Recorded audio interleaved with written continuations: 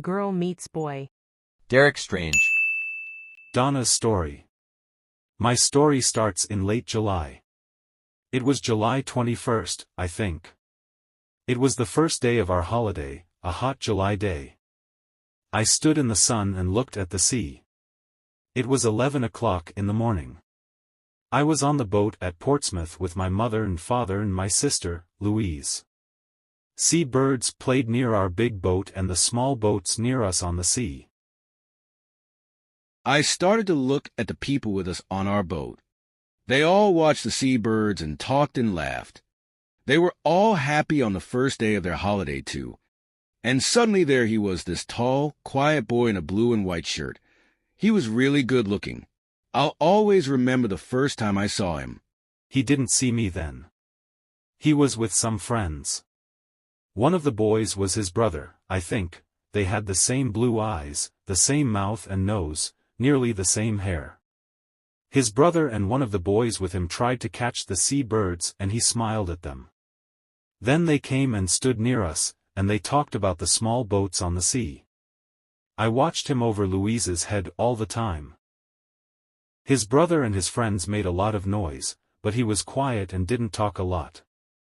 Then suddenly he looked at me and his eyes stayed quietly on me and he smiled his lovely smile with his shy blue eyes.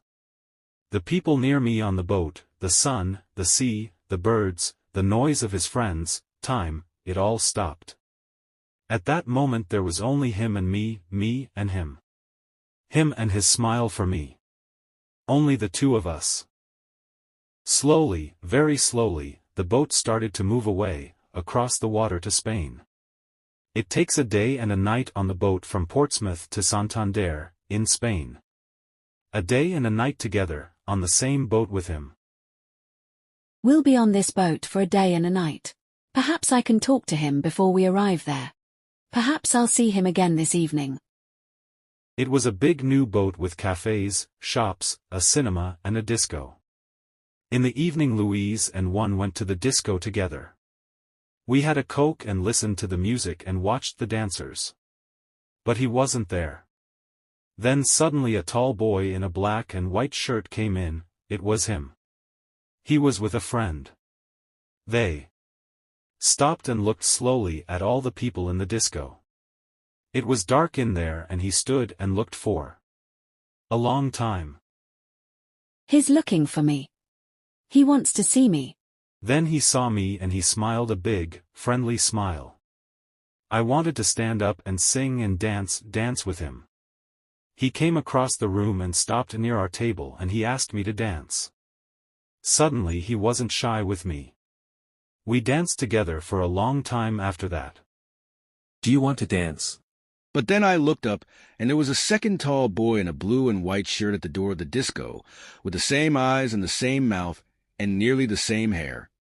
But the boy near the door had that nice, quiet, shy face, not a big, open, friendly smile. Suddenly I knew. This was his brother with me on the dance floor, not him. I was with the wrong brother. He stood for a moment near the door and watched me and his brother on the dance floor with sad eyes. I wanted to run to him, to take his sad face in my hands and say, sorry. He looked at me, then he went out quickly. I stopped dancing, walked back to my table and sat down. His brother started to dance with Louise. I didn't sleep that night. I thought about him all the time, and listened to the noises of the boat and the sea. In the morning I went to the cafe at 8 o'clock and waited there with my sister for a long time. I wanted to say, sorry, to him. I had 4 cups of coffee, and I don't really like coffee. But he didn't come. Where was he? Where was he? At 11 o'clock we arrived in Santander. I wanted to stop the boat, I wanted to stop the holiday, I wanted to go back to England. I only wanted to see him again, to talk to him, to ask his name. But he wasn't there. Where are you? I want to see you again. Mark's story. I started Spanish at school in September and I like it. We've got a good teacher, Old Webb. Mr. Webb, not Old Webb, my mother always says to me. He isn't old, you know. Old Webb, sorry, Mr. Webb, always. Take some people from our school to a place in Spain for the first 2 weeks of the holidays, every July. Old Webb is okay. Not bad, for a teacher. We were at Portsmouth with Old Webb, sorry, Mr. Webb, and Mrs. Webb. She's from Argentina, all the boys think she's good-looking, too.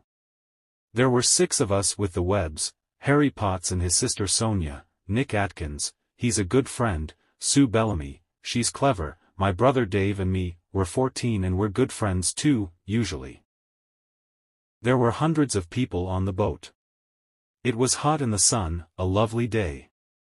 People watched the sea and the small boats. I liked being in the sun and thinking about the 2 weeks holiday in Spain. Old Webb started one of his stories about Argentina, but I didn't listen. I started to look at the people. And this girl was there, near me, a really good-looking girl with nice brown eyes and black hair. She's nice.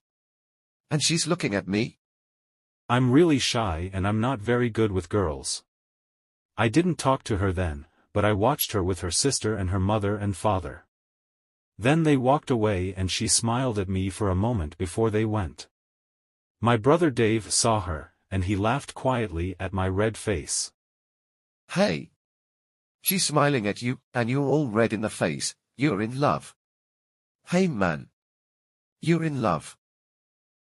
I wanted to see her again, perhaps in the cafe at lunchtime, or perhaps in the cinema in the afternoon. But she wasn't there and I don't remember the film. In the evening we had a drink with Old Webb and lovely Lucrezia, that's our name for Mrs. Webb. After that Dave and Harry went to the disco, they wanted to meet some girls.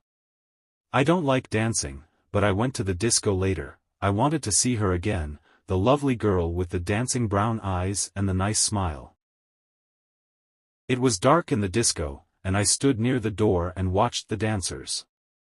Then I saw her on the dance floor and she was with Dave. With my brother, Dave. She smiled at him, too, a lovely smile. I didn't want to watch, I walked out. I went and looked at the sea and thought about things quietly. I thought about her and Dave. I was up early in the morning, before 6 o'clock. I went out again and watched the early morning sun and the sea. There was only one old man, and the sea birds there with me. The old man smiled at me, but we didn't talk. I like being quiet. I went in and had a coffee in the cafe, but I didn't want to eat. All the time I wanted to see her. I wanted her to walk into the cafe and come across to my table and sit down with me and tell me her name and talk to me. But she didn't come. I waited and waited, but she didn't come. At 8 o'clock, I went to find Nick and Dave. Dave was very quiet all day, and he was really nice to me. And I didn't see her again before we arrived in Santander at 11. She wasn't there. The town story. Cumulus is a small town 50 kilometers from Santander, near the sea. In the town there are quiet streets of old buildings, and there is a small square. There are small shops and cafes with tables and chairs in the square, under the trees. A lot of people from Madrid come to Cumulus for their holidays, and a lot of people from England stay in the town too. In the evenings in June and July and August, people like to walk in the streets of Cumulus. They stop in the square and stand and talk together. Their children play together. Some people sit at the cafe tables and have a drink and watch the children or read their newspapers or talk. It was disco night in Cumulus on the evening after the boat arrived in Santander from Portsmouth. There were a lot of people in the square. Spanish people from Cumulus and Madrid, but families from England and France and Germany and Holland too. Some of the English families from the boat were there now, in Cumulus for a night or two. Donna was there with her family at a table under some trees. Her eyes were on the dancers, but she didn't see them. The music was in her ears, but she didn't hear it. She didn't want to look or listen or dance. She didn't want to be there. She only wanted to see the lovely, shy boy from the boat, perhaps to dance with him. I only want to see him again. Perhaps dance with him. First, Mr. and Mrs. Webb wanted to go to a little place near the beach where they always had good fish. They wanted to have a good time on their first evening in Spain, and later there was a disco in the square at Cumulus. Let's go and eat at one of the places down near the beach. Then we can go to the disco in the square at Camilla's. Mark didn't want to go. He didn't want to eat or dance or talk and laugh. He wanted to sit quietly and think about the good-looking girl on the boat. Where was she now? But Dave and Harry and Nick and Sue all wanted him to go. Later that evening, he walked into the square at Cumulus with his friends.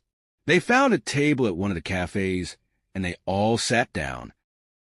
Mark looked slowly at the people at the tables near them. Donna looked sadly at the people dancing and standing in the square. Then their eyes met. Time stopped. He was here. She was here.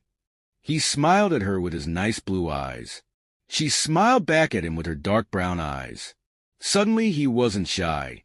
He stood up and started to walk across to her. She was on her feet. Their hands met. She wanted to dance now, only with him. The others watched and smiled, they all knew. And Dave watched and smiled happily. You see, only Dave really knew the story. Only Dave knew his plan for his brother. And Donna and Mark started to dance. They were together. My plan worked, you see. Mark is always really shy with girls and I wanted him to move, to get together with that girl. That's why I wanted him to see us at the disco. To stop being shy with girls. To move.